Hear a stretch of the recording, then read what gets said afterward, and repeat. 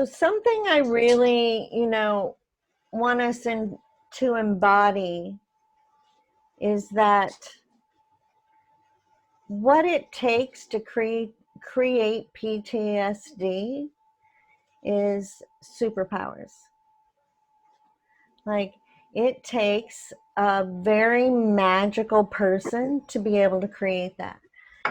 Two people could be having the same exact experience. One's already highly sensitive. They're going to create all these quantum actions, while this person may have the same exact trauma and walk through it completely differently in a very, very 3D way.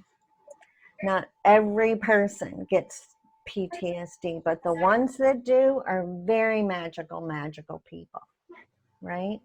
That's something we just need to drink in. So when we can realize what we are actually doing is really an action that people study and work, and there's been research around whether it's even possible, like forever. And we're just doing it as a thought. There's no hoodoo around it. There's no magic crystal balls. There's no like, oh, I have to do this ritual. No, we think it and we do it, right? That is brilliance. That is brilliance, right?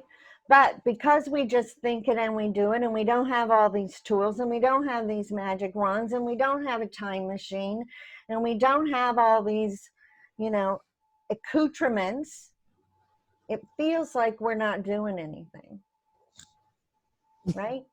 And it looks to the world like we're not doing anything, right? When in reality, we're flying through space.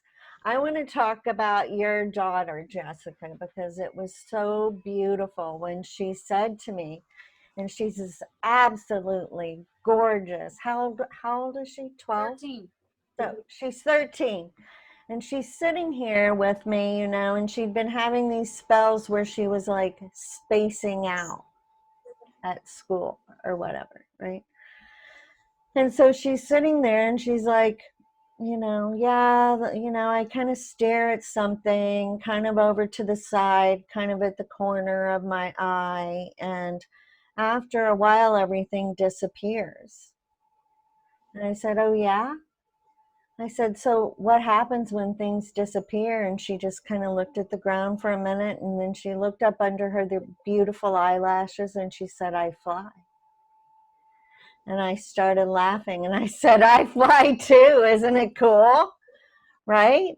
Isn't it super cool? I used to do exactly that thing at school. I would like get bored or feel like things were moving really slow, or I get preoccupied, boom, I could be gone, right?